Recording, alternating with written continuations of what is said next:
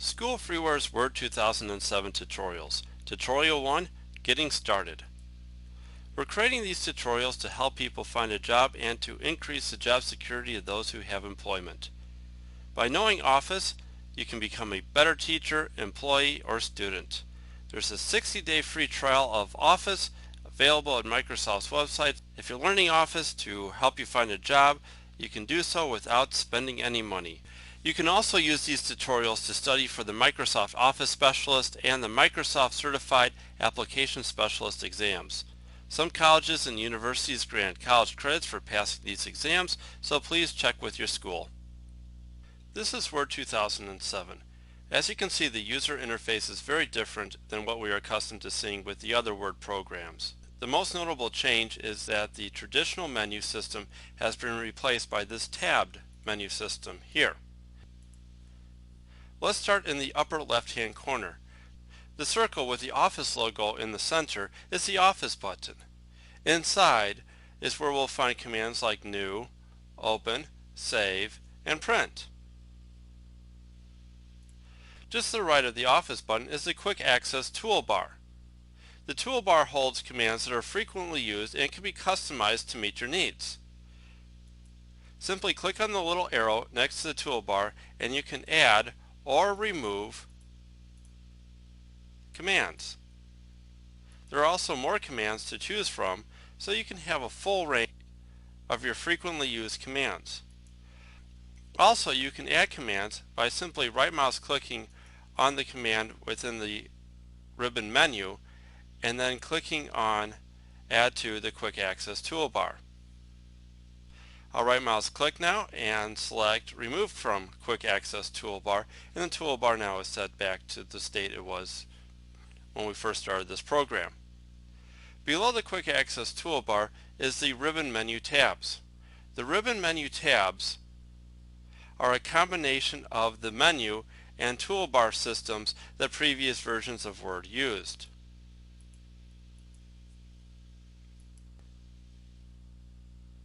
Some icons have a drop-down list indicated by a down arrow. When the down arrow is pressed, more commands, settings, and options are available to the user.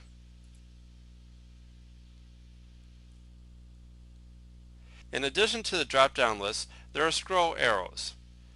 Here in Styles, here is an example of a scroll arrow. Below the scroll arrows is an example of a button called More. When I click on More, we have more settings pop up.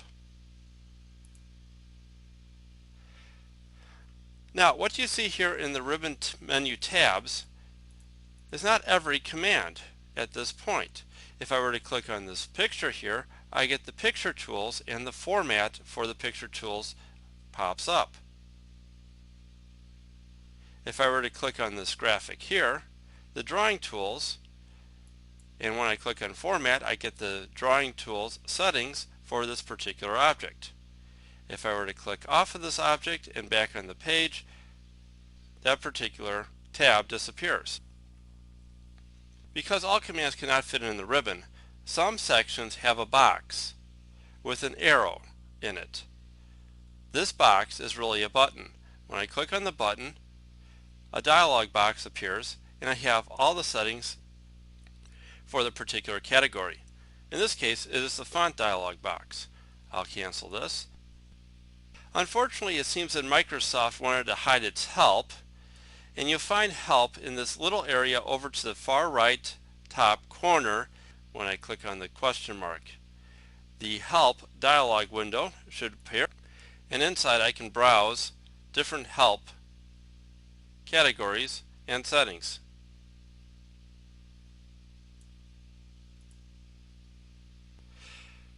Below the ribbon menu tab is this little line here, and if I click on hold the little line, it almost looks like a dash. It's more of a dash than a line, but it's a split. And I can turn the screen into a split screen. So here we have page 1, and down here I can scroll to, let's say, page 3. There's page 3. So here's page 3, and here's page 1 that I can work with, or page 2. So this way I can view multiple areas of the document at the same time using a split screen. And I'll click and hold and move this all the way back up to the top. So I am now back on one page. Below the split screen is View Ruler. When I click on View Ruler, the rulers both come here for the top and side rulers. When I click on the button again, the rulers disappear. When the rulers are in hide mode, I can simply bring them back by positioning the mouse over where the rulers are.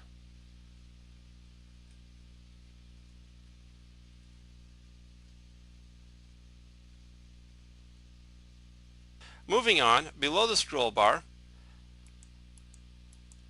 I have Next Page and Previous Page, which allows me to go quickly between pages. If I would like to change the settings, I'll click on Select Browse Object, and I can change the setting here to Graphic. And now when I click on the two buttons, I can move from one graphic to the other. I'll change it back to Page,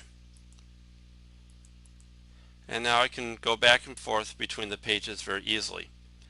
Next we have Increase Zoom and Decrease Zoom with a slider in between.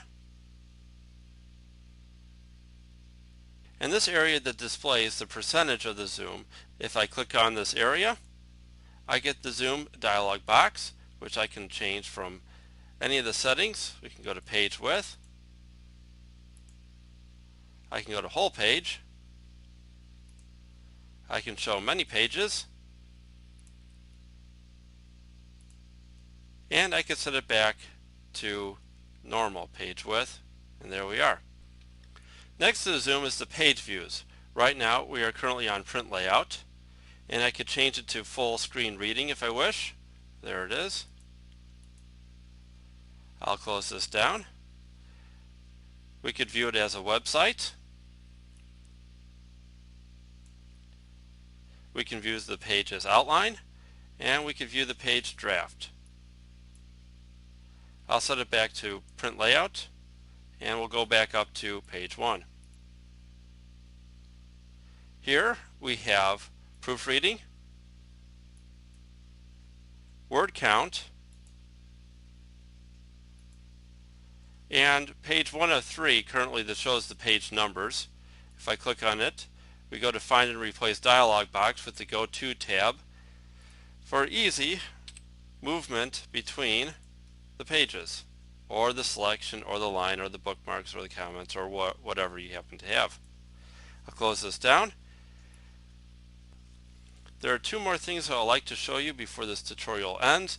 First is the mini toolbar, and this is actually one of the more obnoxious things within this program. If I were to highlight this text, you see this thing that pops in sort of like a ghost, and this is the mini toolbar, and I can use this to adjust and modify the text. However, you have to have it in just the right place when you are trying to use it, and sometimes it doesn't want to come in at all. Last thing that I would like to show you is the right mouse click.